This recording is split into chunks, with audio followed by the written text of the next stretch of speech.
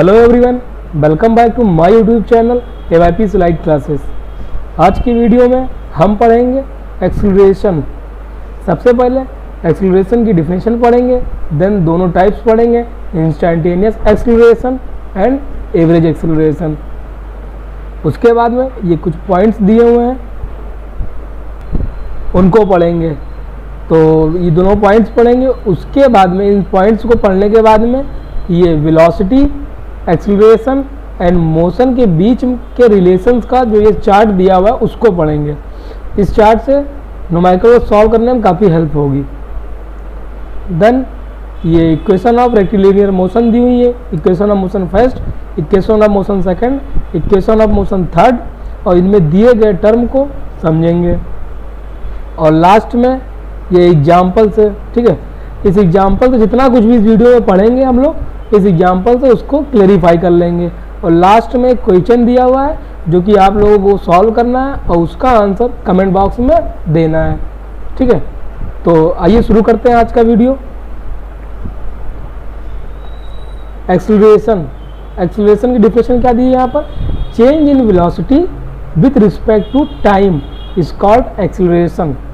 यानी change in velocity with respect to time is called acceleration.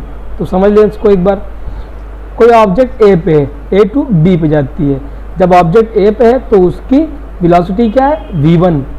T time के बाद body B पे पहुंचती है, यानी कि ऑब्जेक्ट बी पे पहुंचती है तो उसकी वेलोसिटी क्या हो जाती है? v2, ठीक है।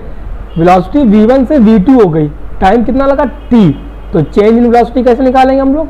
v2 minus v1 upon time, यानी कि चेंज इन वेलोसिटी क्या हो गया? v2 minus v1। Change in velocity with respect to time, with respect to time is called acceleration. Clear हो गया? यानी कि चेंज इन वेलोसिटी कैसे निकालते हैं हम लोग? Final velocity minus initial velocity. तो यहाँ पर क्या फाइनल वेलोसिटी है? v2 और माइनस इनिशियल वेलोसिटी क्या है? ये v1। यानी कि जब ऑब्जेक्ट अपने मोशन को स्टार्ट करती है तो उसकी जो वेलोसिटी होती है उसे इनिशियल कहते हैं। जब ऑब्जेक्ट मोशन को अपने रोकती है यानी कि स्टॉप हो जाता है उसका मोशन, तो उसकी फाइनल वेलोसिटी क्या होती है? यहाँ पर v2 है। तो चेंज इन वेलोसिटी हम लोग इस तरह निकालेंगे अपॉन टाइम, यानी कि with respect to time is called acceleration. Clear हो गया? अब पढ़ते हैं हम लोग इंस्टैंटेनियस एक्सीलरेशन।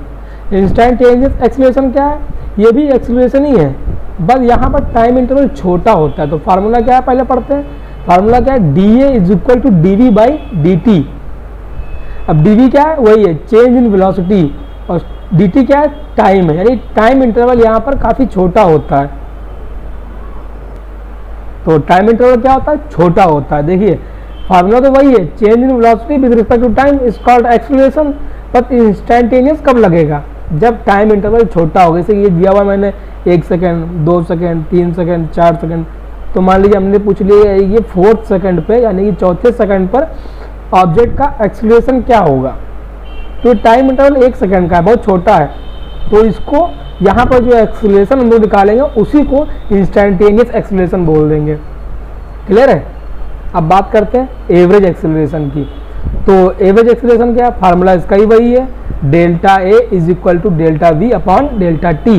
अब यहाँ पर डेल्टा क्या है? डेल्टा क्या है? वही चीज़ है, यानी कि जहाँ पर टाइम इंटरवल बड़ा होता है, यानी कि चेंज बड़ा होता है किसी में, नहीं डिफरेंस बड़ा होता है, तो वहाँ पर डेल्टा का हम लोग यूज़ करते हैं। जब डिफरेंस छोटा होता है तो डी का यूज़ करते हैं, नहीं D A is equal to D by D T, क्योंकि यहाँ पर डिफरेंस छोटा है, चेंज इन वेलोसिटी भी छोटा होगा बहुत, और टाइम इंटरवल भी बहुत छोटा होगा, तो D V by upon D T बोलेंगे। और इसी एक्सीलरेशन को इंस्टैंटेनियस बोल देते हैं। लेकिन एवरेज में क्या है? एवरेज में यही है, टाइम इंटरवल यहाँ बड़ा हो जाएगा तो चेंज इन वेलोसिटी भी बड़ा होगा, यानी कि ज़्यादा आएगा। तो D v delta we upon delta d is equal to delta ए।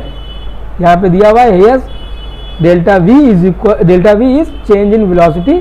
और डेल्टा वी कैसे निकालते हैं? ऊपर हम लोगों ने पढ़ा v final minus v initial, यानी कि चेंज इन वेलोसिटी हम लोग इस तरह निकालेंगे।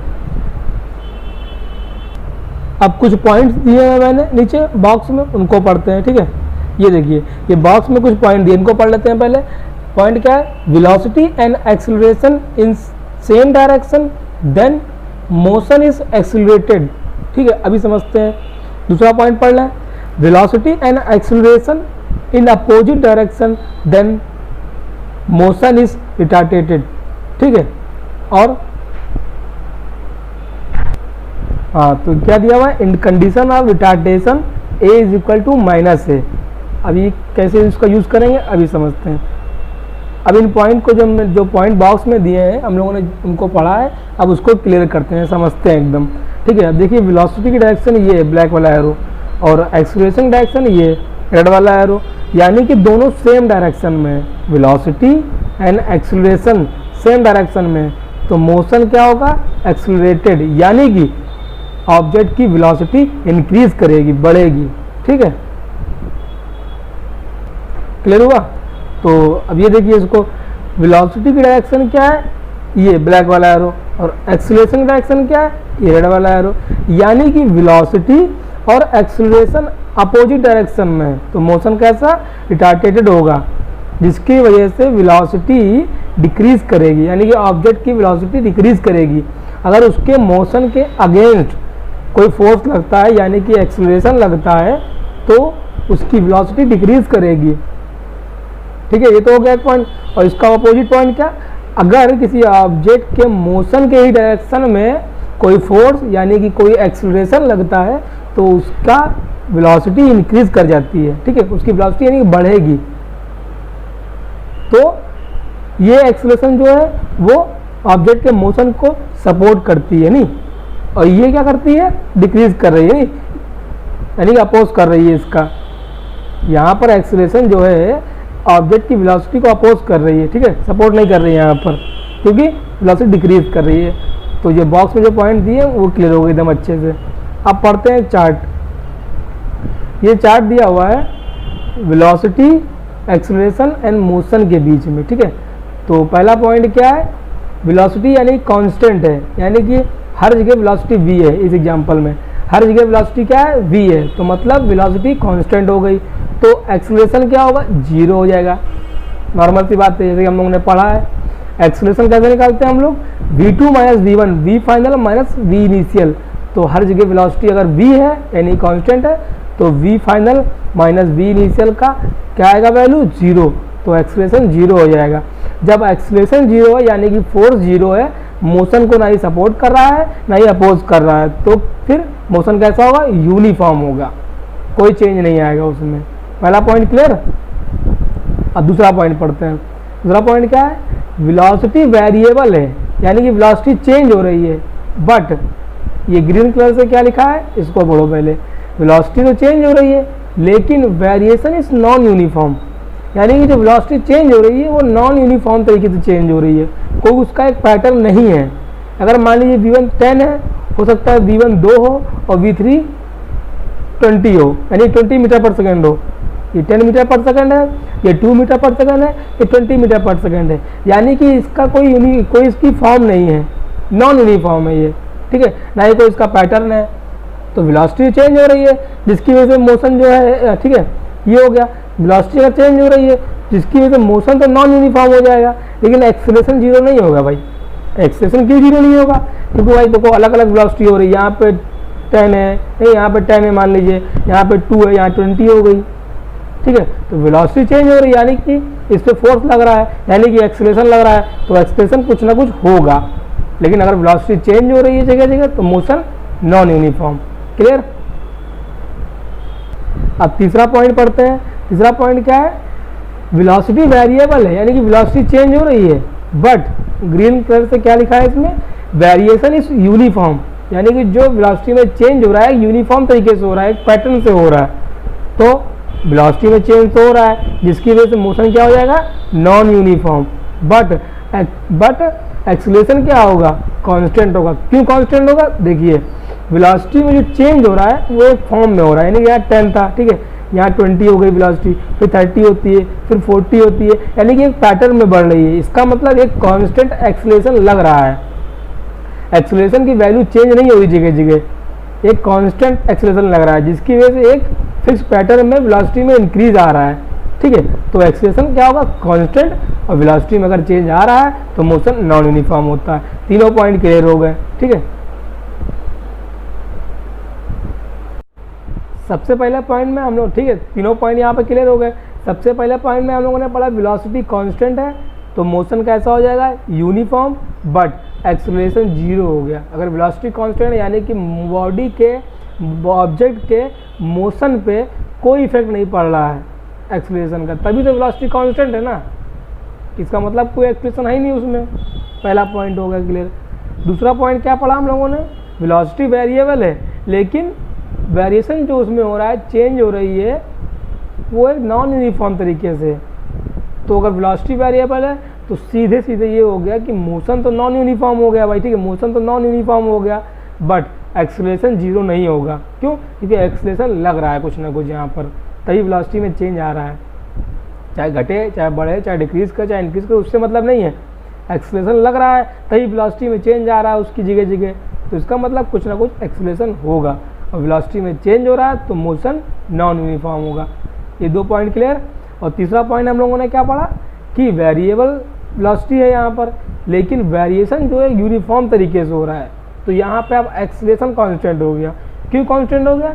क्योंकि वेलोसिटी में चेंज तो हो रहा है लेकिन एक यूनिफॉर्म तरीके से हो रहा है, यानी कि एक पैटर्न में हो रहा है। यहाँ पे 10 थी, यहाँ 20 हो गई, यहाँ 30 हो गई, अगली 40 होगी, तो ऐसे इंक्रीज कर रही है वेलोसिटी, यानी कि एक कांस्टेंट एक्सेलरेशन होल जर्नी में इसके लग रहा है।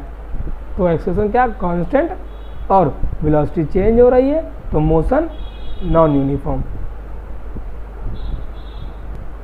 अब बात करते हैं, आइए, इक्वेशन ऑफ रेक्टिलिनियर मोशन। ठीक है, ये देखिए यहाँ पर दी हुई है, क्या दिया हुआ है, पढ़िए इसको, क्या दिया हुआ है, इक्वेशंस ऑफ रेक्टिलिनियर मोशन। ठीक है, तो यहाँ पर 3 इक्वेशन पढ़नी है हम लोगों को, फार्मूला सीधे याद करना है उसको।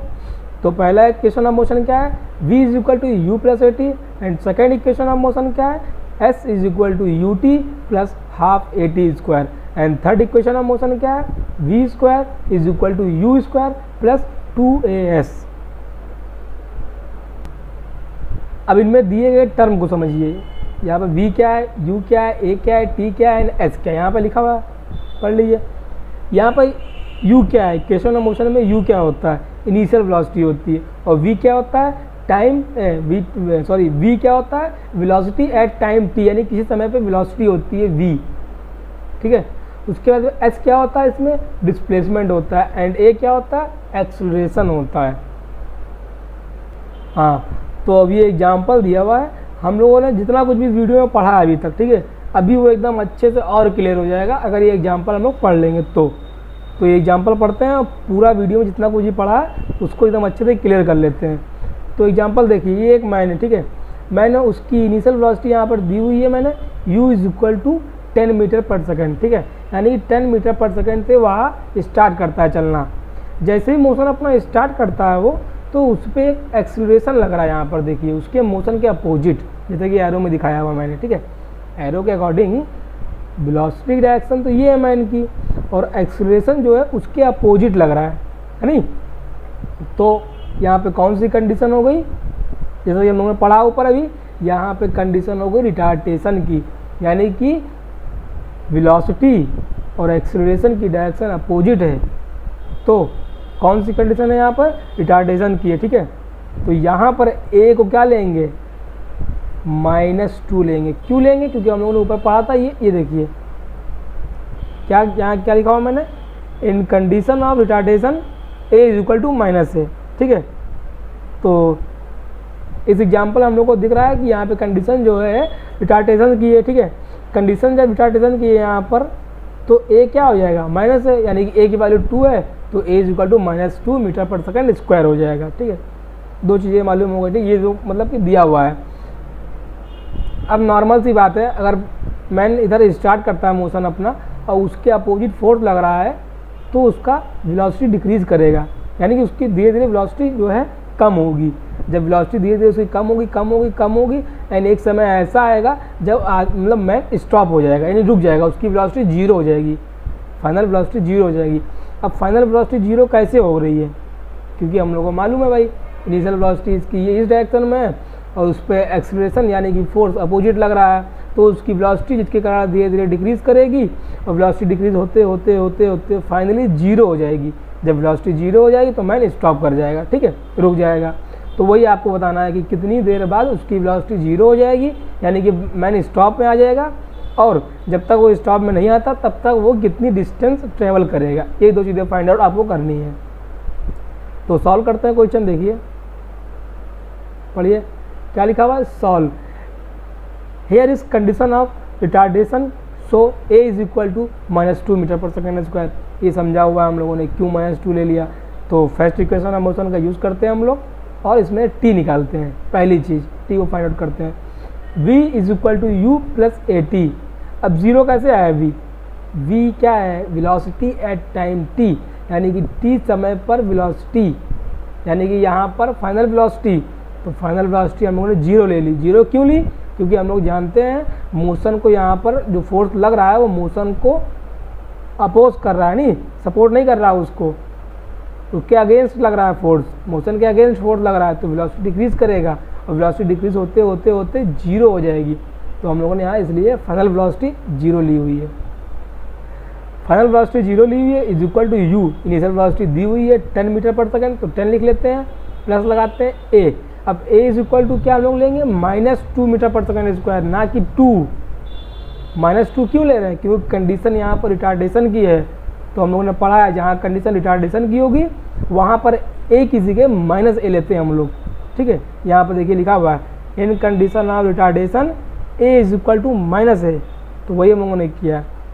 ए की वैल्यू 2 दी है तो हम लोगों ने -2 रखी है, ठीक है, और टी लिख दिया है। उसके बाद इसको सॉल्व करते हैं तो 2t इज इक्वल टू 10 और t is equal to 5 second, यानी कि समय कितना लगता है? 5 सेकेंड, यानी कि 5 सेकेंड के बाद में मैन की फाइनल वेलोसिटी जीरो हो जाती है, यानी कि स्टॉप हो जाता है मैन 5 सेकेंड के बाद। तो टी फाइंड आउट कर लिया हम लोगों ने। अब क्या फाइंड करना है हम लोगों को? एस, यानी कितनी डिस्टेंस ट्रेवल करेगा। यहाँ स्ट्रेट लाइन मोशन है तो डिस्प्लेसमेंट भी वही होगा जो डिस्टेंस होगी, ठीक है। तो दूसरा पॉइंट हम लोग फाइंड आउट करते हैं डिस्टेंस। तो क्या लिखा हुआ पढ़िए इसको। After t second person reach the barrier it mean there is stop, so it's final velocity become zero. वही बात है जो समझाया मैंने इतनी देर से ऊपर समझा रहा था, वही चीज़ यहाँ पर लिखी हुई है, यानी कि यहाँ कंडीशन रिटार्डेशन की है तो उसकी फाइनल वेलोसिटी जीरो होगी, ठीक है। तो फाइनल वेलोसिटी जीरो होती है तो सेकंड इक्वेशन ऑफ मोशन का हम लोग यूज़ करेंगे। अब इनिशियल वेलोसिटी दी हुई है, टाइम निकाल चुके हैं हम लोग, एक्सेलरेशन मालूम है, एस निकाल लेंगे हम लोग। तो S is equal to U T plus half A T square, ये सेकंड इक्वेशन ऑफ मोशन है। अब इसमें सीधे आपको वैल्यू पुट करनी है। तो इनिशियल वेलोसिटी क्या है? 10, टाइम क्या निकाला हम लोगों ने अभी? 5 सेकेंड, तो 5 लिख देते हैं, प्लस हाफ, ए क्या है? -2 है तो -2 ले लेते हैं, और टी क्या है? 5, तो 5 का स्क्वायर कर देते हैं, 10 × 5 50 हो गया, ठीक है भाई। और ये मतलब प्लस हाफ और माइनस इंटू 2 में है, ठीक है। तो ये 2 कैंसिल हो जाएगा, ठीक है, 2 कैंसिल हो जाएगा तो -1 बचेगा। -1 × 5 स्क्वायर है, -1 × 5 स्क्वायर क्या हो जाएगा? -25। तो 50 - 25 s is equal to 25 metre आ गया। यानी कि जब तक उसकी वेलोसिटी यहाँ पर इसी देखिए ये मैंने इनिशियली स्टार्ट करता है v is equal to 10 metre per second पे, और उस पर फोर्स लगता है अपोजिट डायरेक्शन में, उसकी वेलोसिटी जीरो हो जाती है। जब तक उसकी वेलोसिटी जीरो होगी तब तक वो यानी कि 25 मीटर डिस्टेंस ट्रेवल कर चुका होगा। तो ये आपको फाइंड आउट करनी है, यानी जब तक उसकी वेलोसिटी जीरो नहीं हो जाती यहाँ पर तब तक वो कितनी डिस्टेंस ट्रेवल करेगा वो आपको फाइंड आउट करनी थी। तो हम लोगों ने कर ली ये, ठीक है, S is equal to 25 metre निकाल लिया। अब इस वीडियो में हम लोगों ने शुरुआत से सब कुछ पढ़ लिया है, सब कुछ क्लियर हो गया हुआ। इस एग्जाम्पल से काफ़ी चीज़ें क्लियर नहीं होंगी, तो लास्ट में ये क्वेश्चन आप लोगों को सॉल्व करना है जो दिया हुआ मैंने। तो क्वेश्चन पढ़ लेते हैं। A man in rest start the motion, it gain the velocity of 10 metre per second and maintain the velocity in whole journey of 20 metre, then find the acceleration of man. तो इसको solve करिए और इसका answer comment box में दीजिए। ये video जिन लोगों को काफ़ी क्लियर ना समझ में आया हो, उससे पहले उन लोगों को ये वीडियो अच्छे से पढ़ने के लिए उन लोगों को हमारे पिछले वीडियो देखने होंगे, जिसमें हम लोगों ने distance and displacement, speed and velocity को पढ़ा है। जब ये दोनों वीडियो हम लोग क्लियरली पढ़ लेंगे अच्छे से, तभी ये वाला वीडियो यानी कि एक्सेलरेशन वाला वीडियो पूरा समझ में आएगा। तो जिन लोगों ने हमारे पिछले 2 वीडियो ना देखे हों, मैं डिस्क्रिप्शन बॉक्स में उसका लिंक दे दूँगा, जा कर के वीडियो देख सकते हैं। तो आज की वीडियो में बस इतना ही।